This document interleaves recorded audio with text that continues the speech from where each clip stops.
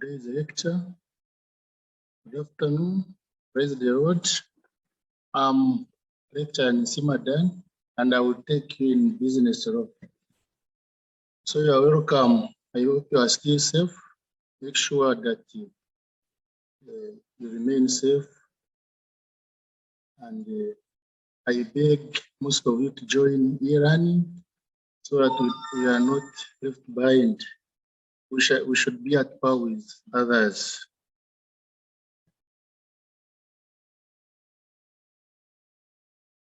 As far as business law is concerned, I will first give you the course outline, then later I will explain the assessment mode. And then timetable, and I hope everyone received the copy because I posted it on your WhatsApp groups. And then I will conclude. Now straight away, let me go to the course outline about the topics we shall cover for the entire course unit. The first topic we shall look at introduction. And as far as introduction is concerned, first topics are like definition of law. And besides the definition, we shall also look at importance, function, the purpose of law. Then from there, we shall look at the different classes of law, because law has many classes. And then we shall also go and look at another topic called sources of law in Uganda. Introduction also has court system, differences between civil and criminal law. Then introduction also includes other topics like subsidiary legislation, otherwise known as delegated legislation, its differences. Then from introduction, we shall look at another important topic called the law of contract. And the law of contract is subdivided into subtopics like definition of a contract, types of the contract, essential elements of a valid contract, consideration, offer, acceptance.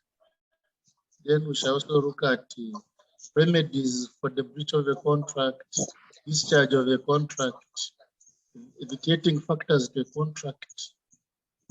Then we shall also look at another topic called agency law.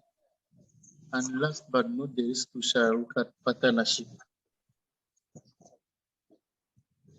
But and then let me briefly talk about the assessment mode. You will do tests and coursework, and most of them online. Tests will be marked out of 20 and coursework out of 20.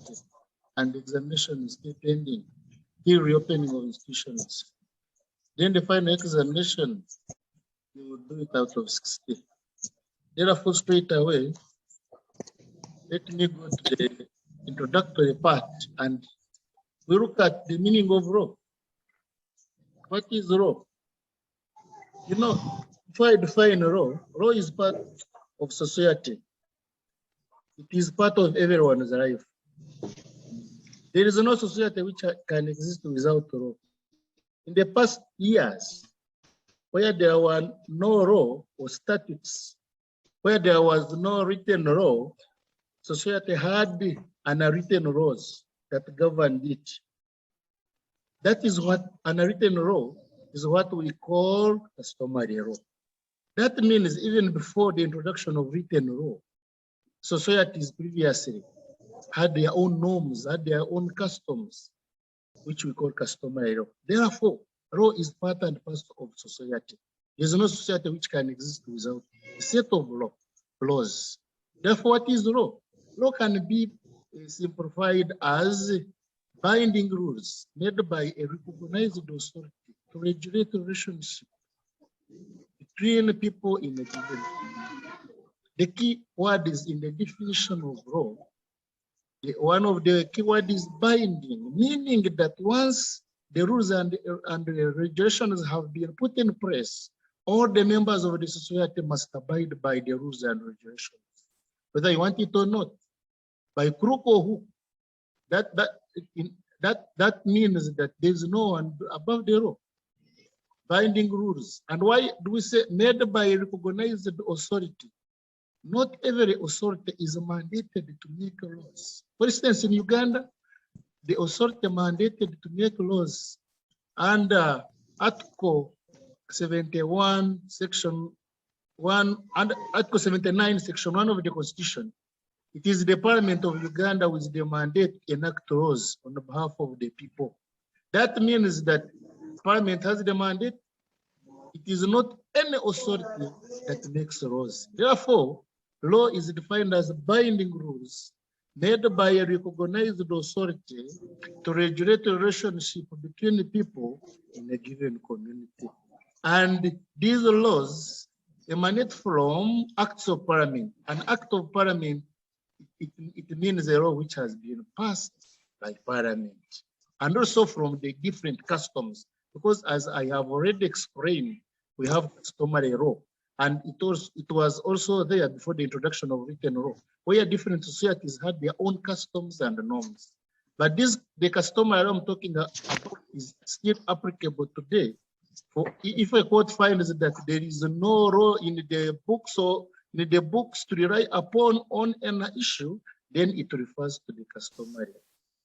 Therefore, having defined the law as binding rules and regulations headed by a recognized authority to regulate the relationship between people in a given society, after the definition, members, let us go to look at the different classes of law.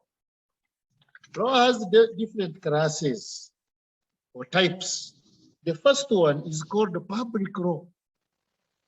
Public law is the law that regulates the relationship between the state and citizens. This is a type of law where the state has an interest. It is part of the law where the state has an interest. Examples of public law include the criminal law, a constitutional law, and administrative law, where the state has an interest. When criminal law, this is where someone has committed a crime. And all criminal laws, murder, defilement, rape, they belong to the state. That's why when you go to courts of law, you will find that it is Uganda versus their choosing. Uganda versus their choosing, meaning criminal laws belong to the state. That shows the state has an interest. Criminal law, even constitutional law and administrative law. Those are examples of public law. It regulates relationship between the state and the citizens. That is the first class. The second class of law is called private law. Private law is the opposite of public law. This is a type of law that regulates relationship amongst citizens themselves. This is where the state has no interest. Examples of private law include the law of contract, land law, and the law of succession. And the law contract we shall look at it later. Then land law, this is where someone has a right on land. And land law, it was enacted in 1998. That's why we call it a land law of 1998. Then the law of succession. This is where an individual has a right to distribute his property amongst his tenants or his people. And the person who distributes property in law is called a testator. Let us look at another class of law. It's called the international law. International law is a type of law that regulates the relationship amongst international states. It is contained in the treaties, charters, and declarations. Hence, the Universal Declaration of Human Rights. So when we talk of international law, we mean that type of law which regulates the relationship amongst different states. For instance, relationship between Kenya and Uganda. That is international law. And I've told you that this law is